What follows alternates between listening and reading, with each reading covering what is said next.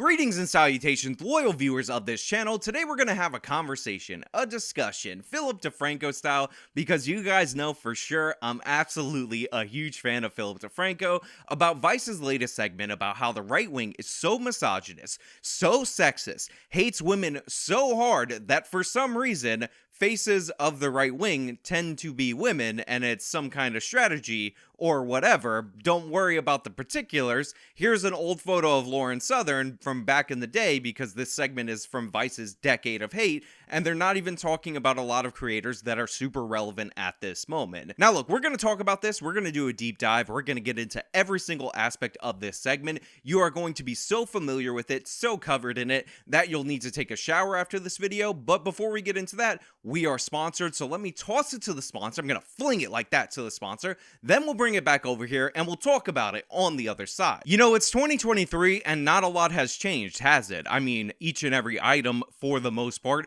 is more expensive than it was at the beginning of the year, but that trajectory at least remains the same. Well, what if I told you you don't have to be victimized by inflation? What if I told you that there was a way for you to hedge your bets and secure your retirement against this inflationary period? Well, luckily for you, I actually do have a solution, because Bank of America is forecasting that gold is going to hit $2,000 an ounce consistently, and silver is going to hit $25 an ounce. So one of the things that you might want to do is move some of your retirement into precious metals in order to secure it, and based on their forecasts, it sounds like it's a good idea. So what I want you to do is go over to noblegoldinvestments.com or call them at 877-646-5347, talk to a specialist, weigh your options, and for this month, if you actually start or move over a qualifying amount in your IRA, you will be gifted an American Virtue 3-ounce silver coin. All of this could be yours. Just call them 877-646-5347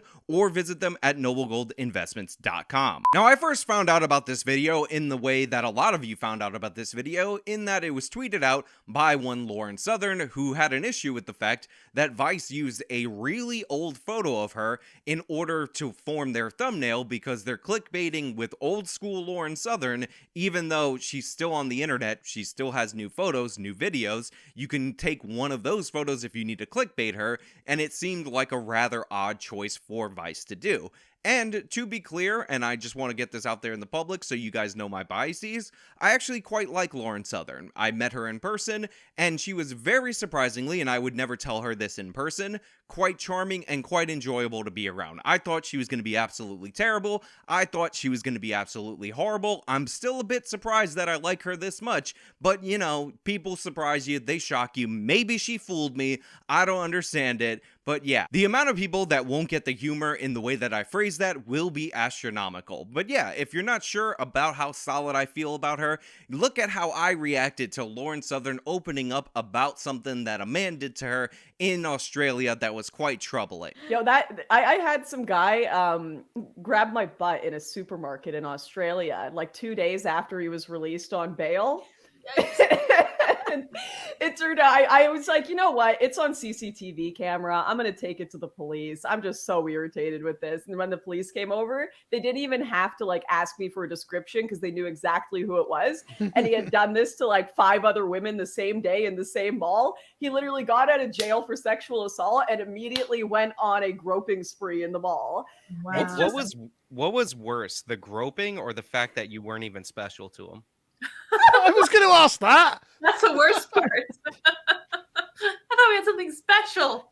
Like, actually, you know what was... As you can see, my level of compassion for this person knows no bounds, and obviously this video is already completely off the rails. Let's roll into the Vice clip. The far right has been a male-dominated and often openly misogynistic space. Feminism is cancer. Thank you very much.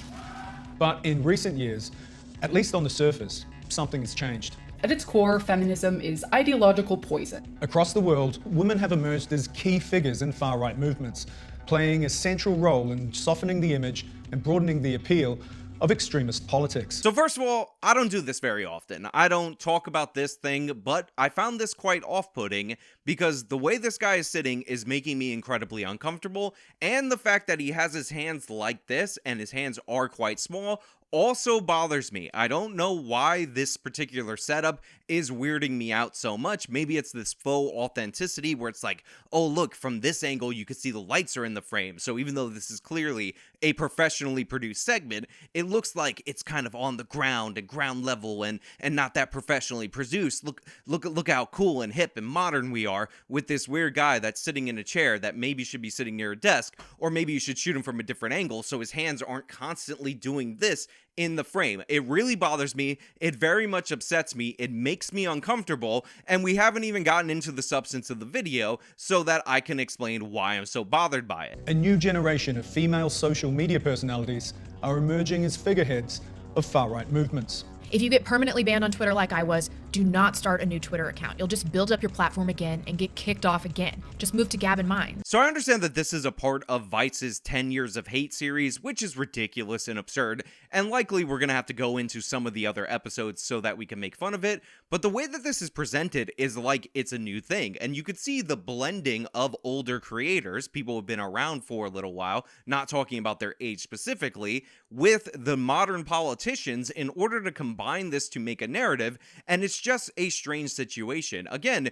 you don't have to flip Lauren Southern's catalog to the reverse in order to find clips of her. I believe she uploaded a video like 2 days ago. You can go get the clips from those videos. I don't understand why you need this, but apparently it's just so that you can clickbait. Also, Blonde in the Belly of the Beast, she has been around for a while. I've talked to her a couple of times on this channel. It seems like she does less stuff now than she did before because she has a family and all that, but she has been doing a show with Matt Christensen, who, by the way, and I know I'm not the first one to notice this by looking at his thumbnails, clearly wears a shirt when he's shooting his videos made of green screen and then just chroma keys different patterns of plaid, because look at every one of his expressions in his thumbnail. They're exactly the same.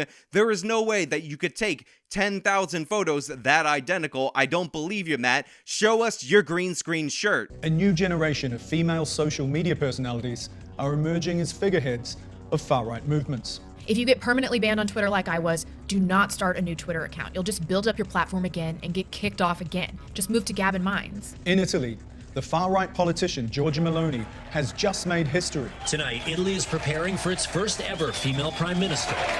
In France, Marine Le Pen, head of the far-right National Rally, has established herself as the leading rival to President Emmanuel Macron. Le Pen is known for her far-right stances, like restricting immigration and banning Muslim women from wearing headscarves in public. Have women actually become a secret weapon for the far right? So again, the way that this segment is made is so weird, so odd, and I don't quite understand the choices that are being made. We see Lauren Southern making faces in front of the camera. They look like cute faces. Congratulations, Lauren. When you were a baby, Lauren, you were quite cute with your goofy duck faces. Whatever video this is from, I have no idea because they didn't actually have you saying anything. Then we go to Blonde in the Belly of the Beast.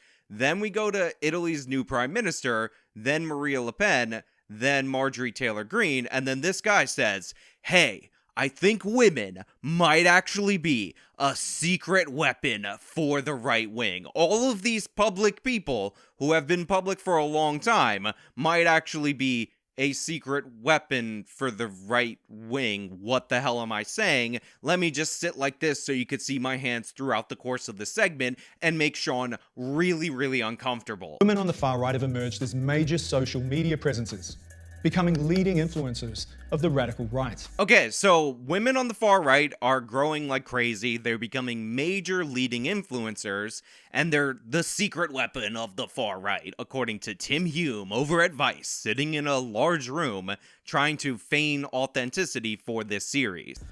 I blame feminism for the reaction to what's going on and for the perpetuation of what's going on and why this migration, this mass migration into Europe has gotten so bad. So I don't have a lot of context for some of these creators. I don't know where they're from. I don't know how large they are other than the ones that I actually know. But it looks like that Vice basically just went for, if you are blonde or if you were blonde at some point in the past, Lauren, I'm talking to you, and you're somewhat on the right wing, we're going to throw a net out there, include you all in the same box, and consider that to be something like a pattern because we've artificially created this pattern. There's way more conservative women than just the blondes that they feature in this, but for some reason, this is a thing that they're putting forward, and they need to go all the way back to old clips and old videos and people who don't post anymore because reasons. If this, traditionally attractive woman with blonde hair and, a red lip, it somehow it's supposed to seem less odious when they talk about, white superiority. So there you have this woman say it, that they specifically did this so that they could find mostly blonde, attractive women.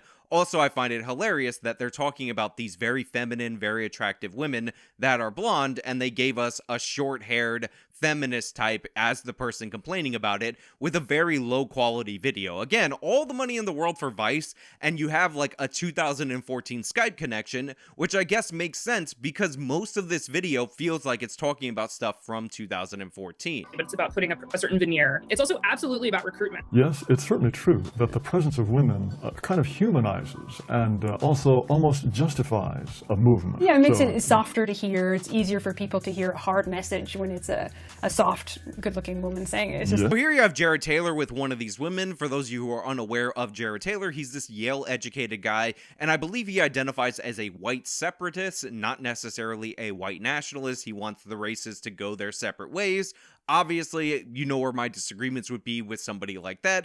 And they're saying that, yeah, sometimes a softer, more attractive person delivering a message can make that message more palatable. And this is obvious. This is why attractive, or at least reasonably attractive women are popular in a lot of contexts, even if their skills or whatever don't match up to their male counterparts. I remember way back when somebody told me that Ninja was like the #1 Fortnite player. If this is not relevant at all, then it's totally fine. I don't know anything about GameStation or any of that.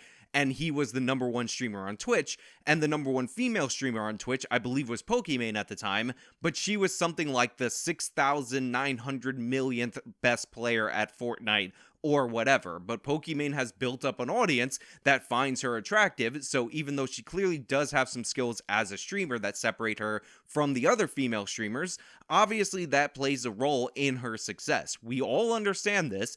This is why they use women for all kinds of advertising, and these women having these beliefs and stepping into the forefront is not a conspiracy. We quite literally see them publicly. We see their faces. We know that they're women, and we're not surprised that they're there. I was never like, oh my god, Lauren Southern? A lady? I'm so confused by this. Showing the ways in which, there's actually more familiarity, more similarity, between, what the far right believes and what mainstream conservatives believe, I think is really crucial.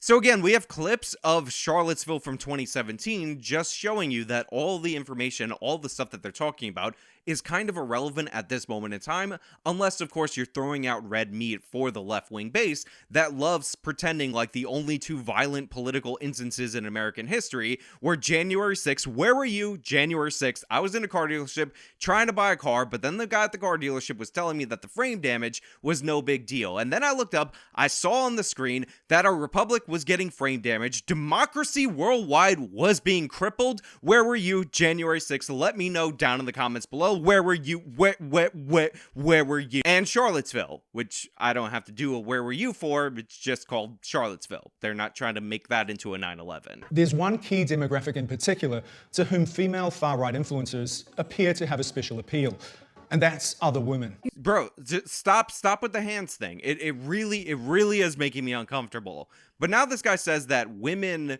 have an appeal to women, which I guess is a representation argument. So these people are in favor of representation for everything, except for in the conservative movement. This is one of the things that, by the way, if you're on the right, you've noticed a lot. The left hates nothing more than a black conservative. They hate nothing more than a gay conservative. They hate nothing more than a female conservative, trans conservative. They direct so much ire at these people that they end up getting elevated immediately when they step into the forefront, because the left does not like the fact that you are representing the opposing viewpoint, because to them, diversity is all about having mascots for their team. They don't want you to actually have a diverse opinion. They sort of position themselves, or they have this posture of, as a woman, I can speak to what feminism really is. Women who feel threatened by it, women who don't see a place for themselves, they think that feminism has made the world a worse place. They think that it is ultimately an anti-woman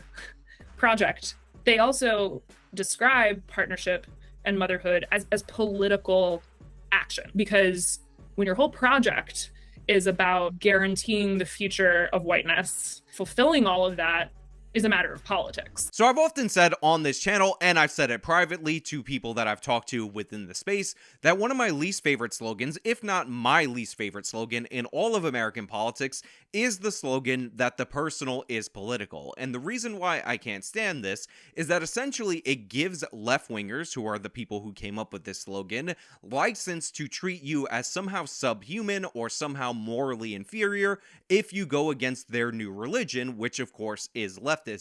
But the thing is, the slogan "the personal is political" is a feminist slogan. It is an intersectional feminist slogan. It's this idea that everything a woman does with her body is a political thing, and it has been expanded to other aspects of politics. This woman, who's your expert on feminism, I mean, she's drinking wine alone with her 2014 Skype connection, likely knows this. So when she talks about how the right wing is doing this, or members of the right wing are treating starting a family and all this as a political statement, she already believes that's a political statement. She's just mad that they're saying that that's a good thing. So she already has in her mindset, if she's a feminist, this thing at odds with one another, that everything that women do with their bodies is political and all that. Supposedly she's in favor of women choosing her own path, but when they start adopting some of the feminist framework and just take the other side of the issue, that's somehow a crime and worthy of a Vice segment.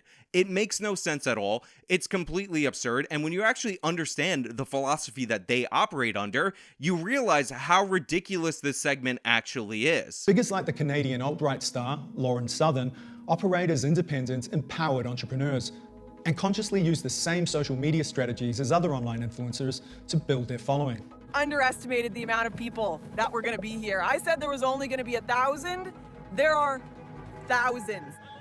Hey! I have to point out, and I'm sure I'm not the first person to have pointed out, the fact that there's like sinister music underscoring each and every clip that they're showing. And by the way, they finally got onto Lauren Southern. And if you ignore the fact that this guy is creepy with his hands like this, and there's sinister music in the background, and his sinister voice in what he's saying, you'll realize that all he said was, people like Lauren Southern cover topics that men cover in the political space. Because he was like, alt-right Canadian, you might have got lost in all of that. Influencers that are independent entrepreneurs operate much like male people covering this. It's almost as if Lauren Southern is covering politics. Figures like the Canadian alt-right star, Lauren Southern, operate as independent, empowered entrepreneurs and consciously use the same social media strategies as other online influencers. Also, and if I could just point this out, Lauren actually does not operate like the other influencers. There's a bunch of worse versions of Lauren Southern that came after Lauren Southern, blonde people who never got over the street interviews, some of them who are too dumb to realize that they're losing the exchange and still uploading it on the internet, not naming any names or anything like that, when Lauren Southern actually moved on to producing her own documentaries. In fact, I have gotten interested in maybe producing a documentary, and you know who I reached out to? Lauren Southern. So she's actually operated almost completely differently from any of the influencers that I've seen, if that's the word that you want to use from them. So this segment is just not true even on this level. Alongside the anti-feminist rhetoric from influencers has been the growth of an entire online subculture known as tradwives, who actively reject pursuing their own careers or independence in favor of raising families and submitting to their husbands. Again, this is very sinister. Listen to the music that Vice is scoring this with, and we're talking about the trad wife meme, which most of the time is being posted on the internet, although people genuinely do believe it. I'm not saying that's not the case. In a joking kind of way, usually to mock the left. It's usually a rejection of extreme left-wing values, specifically around relationships, which, by the way, have created a lot of problems that Vice doesn't want to address in relationships. And this is why these people talk about it, because they talk about culture and politics. It's not just politics. Don't listen to this narrative of feminism that is killing white Western society.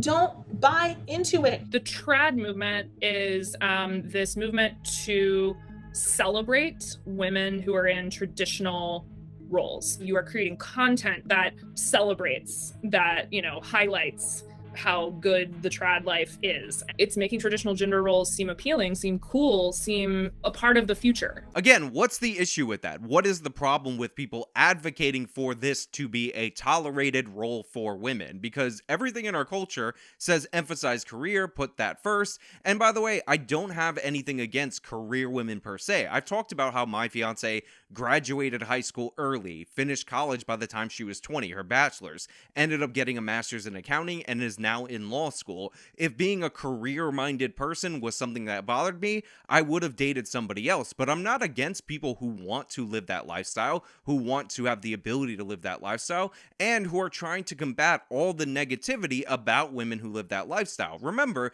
there was a story out of Australia about some woman who got up early in the morning to make her husband and her children breakfast, and she put on makeup because she wanted to look nice for him.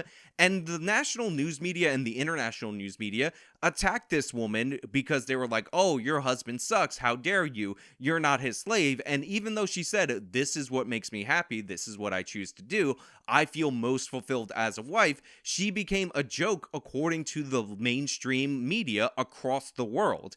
I want to take you back to the 1950s, or at least that's what I thought when I read this Brisbane mum's Facebook post. Brooke Smith shared her routine online. Here's what she said. I always make sure I don't go to bed until everyone's lunches are packed, their clothes are set out for the next day, including my husband's, and the house is clean, dishwasher is on, and a load of washing is on. I always get up early, 4:30, with my husband to make his breakfast and coffee. Go, Brooke. Whatever. I tell you what, though, Chris, a lot of people online are saying, well done, are praising her. Who? Who are these people? Oh, has he hypnotised her or something? Who does this stuff? Making his breakfast and then putting his clothes out overnight? Is he disabled or something? Like, seriously. Like, get a grip, get off your bum and do stuff yourself. Now, that is something that these people are trying to combat against. And again, this segment has the sinister music and they have the old footage and they worked really hard on this. But again, what is the issue here? Are we ever going to get to that, or are we going to have more ominous music coinciding with rather innocuous points? But if you really spend time with it, and you look at some of these, Instagram accounts or TikToks, what you'll realize is it's as much about what it's against as what it's for. This quite literally might be one of the stupidest segments I've ever watched. If you really look closely, this thing that advocates for traditional life, traditional values, the traditional housewife, is actually more about what it's against than when it's for. Well, obviously, if you're advocating for a traditional role for women, as opposed to what the media is advocating for, you are by your very nature being about not only what you're for, but what you're against, the alternative. This is the stupidest point ever. This is like saying that Christians or Muslims or Jews, like religious people, when they're talking about their religion and you having to follow their religion in order to get into heaven, are much about what they're against as what they're for. Like, they're not only just for Christianity, but they're also against not being Christian. They actually promote you saving other people's souls. How dare they? These people are monsters. Thank you for not being ashamed to be traditional, to be Christian, to be conservative, and to be white. I'm feminine, not feminist, right? And so seeding these ideas that, you want to be like me, look how great my life is, children love me, men love me, like, look how celebrated I am in comparison to, right? You'll start to see the ways in which being trad is also about being anti something, not just pro-tradition, but anti-progress. No role could be more important in the far right than being someone who is willing to uphold a society of traditional gender roles and to have children and raise children within that society. You brought in an expert to say nothing. You brought in an expert to talk about how being in favor of traditional values means that you're against progressive values, which by their very nature go against traditional values. What is the point of this woman coming on here? What is the point of this portion of the segment? Now, granted, I'm happy she's here. I would way rather look at her bad Skype connection and poor production value than look at the dude with the weird hands that always has his hands in frame. Please, for the love of God, put your hands on your legs and get them out of frame. In Europe, two examples stand out of female politicians leading far-right parties to mainstream acceptance. Now, they end up talking about Marine Le Pen, and they talk about the new Prime Minister of Italy, and one of the things that they go over is the fact that sometimes they'll use the rhetoric of protecting women, which sound like feminist arguments, to talk about the attitudes of the mass migrants that come into their country against women. In France, Marine Le Pen took over her father's far-right anti-immigration party in 2011 and immediately set about trying to soften its hardline image, taking it from the margins to become a major opposition party. Now, they bring up the Cologne incident specifically and other instances like that, and the thing is that what they don't talk about is that the response from the German government to the mass assault that occurred against women on New Year's Eve in Cologne was to put out stuff telling women to stay away from certain men, to dress a certain way. It was all these things that if a conservative did after a sexual assault would be considered misogynistic, but it was a way of basically bending the culture to suit the attitudes of this foreign culture being imported into their countries. So Marie Le Pen and other right-wing figures were like, no, our values are actually good. We're going to stand for our values. And one of those values is if you come into our country, you have to abandon your outdated attitudes towards women. You don't get to assault women in the street just because they're out in public celebrating an event. Le Pen has even tried to co-opt feminist arguments, pitching her anti-immigrant rhetoric as a defense of women's rights. Now, Vice can play all the sinister music that they want over this, and they can talk about the issues with Marie Le Pen's party or other right-wing parties in Europe, and some of those issues I'm sure are legitimate to a certain extent, but in reality, there is nothing wrong with that position, and there should be nothing wrong if you're an actual liberal with that position. It is the progressives, these cultural relativists, these cultural Marxists, who think that we should tolerate the bad behavior of some populations and not the bad behavior of other populations, and have all these varying standards, because how dare we criticize their culture? It's not like our culture is better than theirs, even though they're flocking to our country, because clearly and obviously the countries that are built are better than the ones that they came from. But, you know, whatever, that apparently needs to be underscored with sinister music and the hands guy going like this. You can't say that. You gotta just tolerate the assaults because, you know, they're being enriched by it, I guess. Whatever, right? Giorgia Meloni leading the far-right Brothers of Italy, which has roots in Italian fascism, to become the largest party in parliament. Moi, je crois que Mussolini, c'était un bon politicien.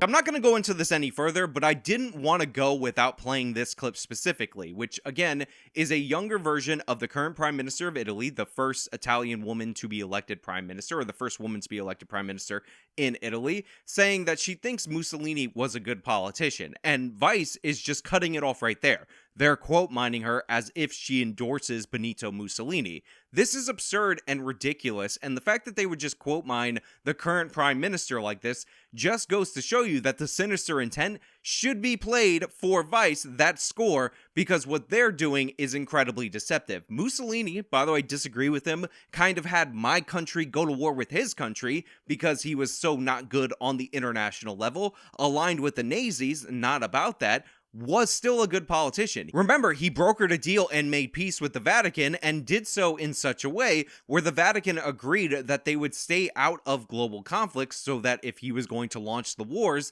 that he was planning on launching, the Vatican wouldn't condemn it and turn his largely Catholic population against his government. This is a guy who was a socialist, thrown out of the Socialist Party, ended up forming a brand new party, the Fascist Party of Italy, got that to be the #1 party in the country, and then ruled on. To say that he's a good person would be one thing, but to say that he's a good politician is just an objective truth. You don't have to like the guy. I can't stand socialists. I don't like anything about the guy, but to say that he wasn't effective at consolidating power, which is one of the things that you grade a politician on, is ridiculous and absurd. This guy was obviously skilled. Like, I'm not a fan of FDR, but FDR won the presidency 4 times. He was obviously good at something. Even though FDR's policies actually polled really poorly during the time that he was president, he kept winning because he managed to keep his personal popularity up, even while the policies that he was putting in were not actually popular nationwide. He was a good politician. I have my disagreements with him. Obviously, Mussolini, fascist, my country fought a war against him, all that. Bigger disagreements, but to say that you can't say he's a good politician or was a good politician is a bit absurd. But that's the kind of thing that Vice is putting together. They're using old clips of people who don't even make videos anymore, of people who make new videos as well, so you could use new clips of them, cutting them together, playing sinister music under them, all to give you this idea that if you see a woman on the right wing, she's somehow a puppet and a secret weapon, even though you can clearly see that they're a woman. And by the way, these women also emphasize their femininity, so you wouldn't even be able to hide it like some women on the left. It's ridiculous. It's absurd. This guy's hands are still bothering me. I'm going to have nightmares about them. But hey, those are just my thoughts. Let me know your thoughts down in the comments below. If you liked the video, show them by leaving a like. You can subscribe for more content. You can follow me on all my social media. Support me via the support links in the description box of this video. This has been me talking about Vice's ridiculous segment. Till next time.